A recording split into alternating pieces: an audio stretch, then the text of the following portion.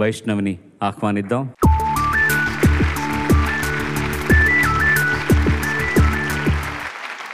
వైష్ణవ్ ఎంపిక చేసుకున్న పాట పింగళ నాగేంద్రరావు గారి రచన, పిండ్యాల నాగేశ్వరరావు గారి సంగీతం, లీల గారు రాజలక్ష్మి గారు కలిసి పాడిన పాట మహాకవి కాళిదాస్ సినిమా నుంచి. రసిక రాజ మణిరాజిత సభలో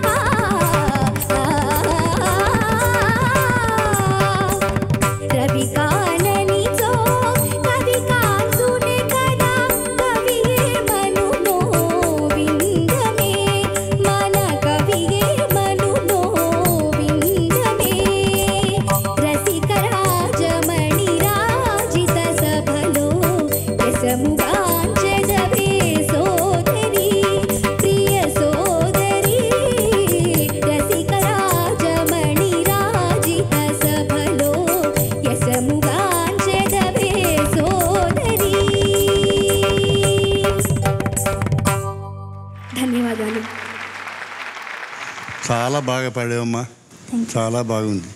ఈ పాటలు చాలా వినేవాళ్ళకి చాలామంది కేవలం పాటలే కానీ ఆ దశలో రచనలు చేసిన వాడిగా నాకు అవన్నీ జ్ఞాపకాలు. పింగళి నాగేంద్రరావు గారు కానీ, పెండ్యాల నాగేశ్వరరావు కానీ.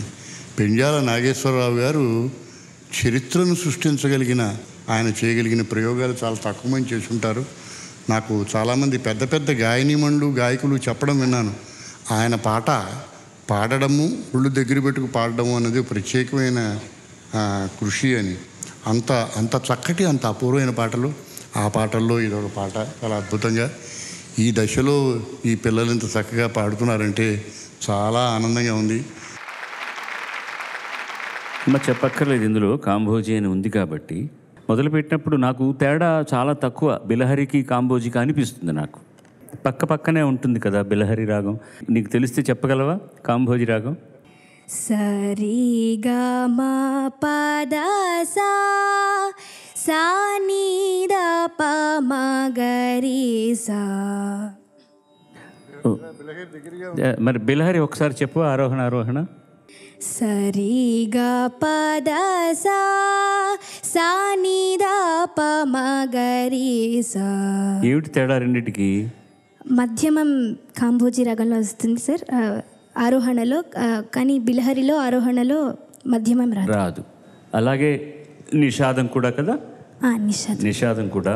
రసికరాజ తగువారం కామ ఏ సినిమాలో అది? జయభేరి సినిమాలో. ఎంత అందమైన సందర్భంలో పెండ్యాల నాగేశ్వరరావు గారు స్వరపరిచినటువంటిది కానడా చక్రవాకాల సమ్మేళనం. దానికి ఎంత అందమైన సందర్భాన్ని పెట్టారు. ఇది ఏం రాగమో చెప్పండి అంటారు ఎవరో పట్టుకునేవాడు. ఊరికి అలా అనగానే ఏమిటి చెప్తారు? ఒక్కసారి అలా చూసిన తర్వాత ఏదో విజయానంద చండిక అని ఏదో పేరు చెప్తారు. ఎందుకంటే మహారాజుల వారి పేరుతో ఉంది రాగం.